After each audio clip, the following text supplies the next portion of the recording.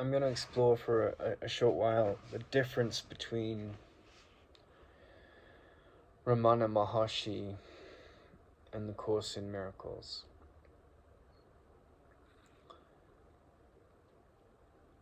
Ramana Maharshi, the story of his life, he was an Indian sage.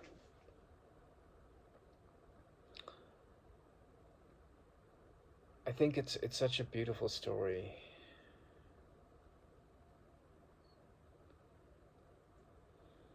If there is a mountain that we must summit that is implied in existence, then I feel that his life story is the story of what it's like from the top, the view from the top. His actions, his immense compassion and intelligence and self-deprecation and humility and simplicity. But I think the Course in Miracles is more about, I mean, it's in a Christian language, but it's more about the removal of the blocks of the truth about yourself.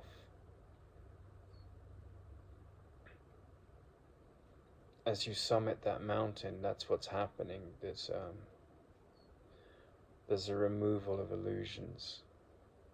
And Ramana Maharshi's question, who am I, is the exact same thing. Like, you've got this incredible wisdom in the Course in Miracles that's behind the facade of a Christian language.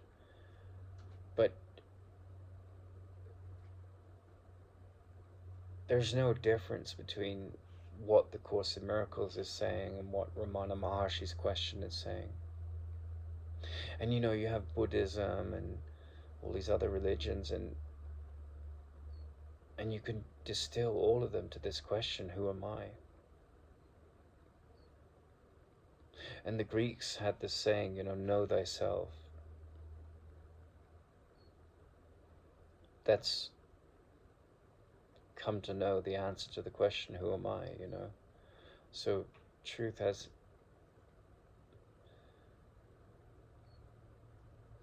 many masks, but it's one, it's just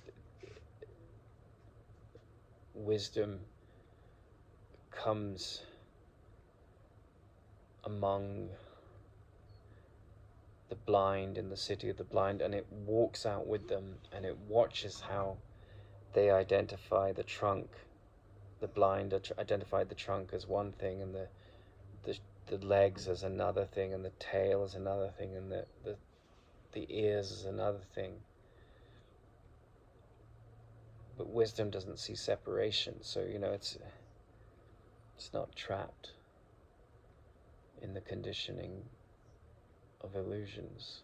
It sees the illusions for what they are.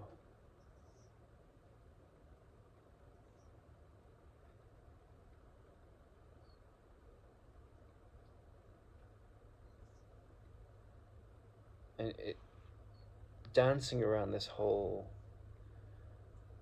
movement of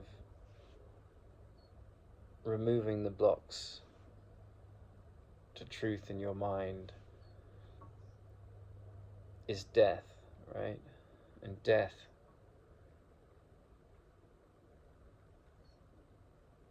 on a certain level, it seems so macabre and morbid and foreboding. But from the mystical point of view, the death of the body is not what death is about. Like, the death of the body is the mirror you look into with every passing day as you age.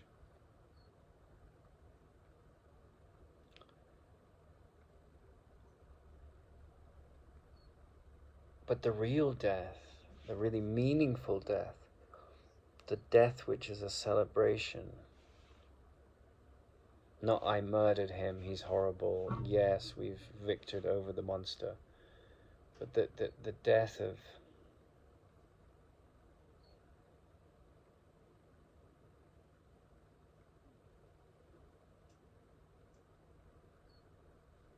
the death of what is dead, that masquerades as being living,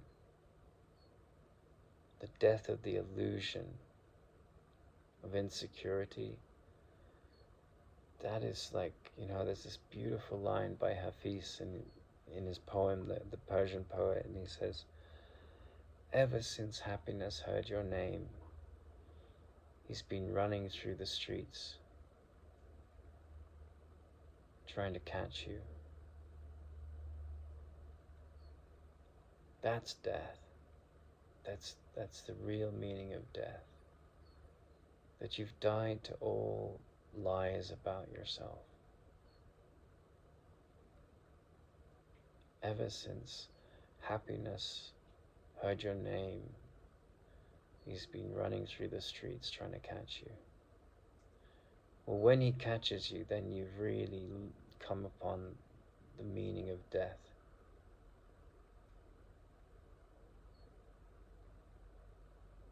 It's not death of the body.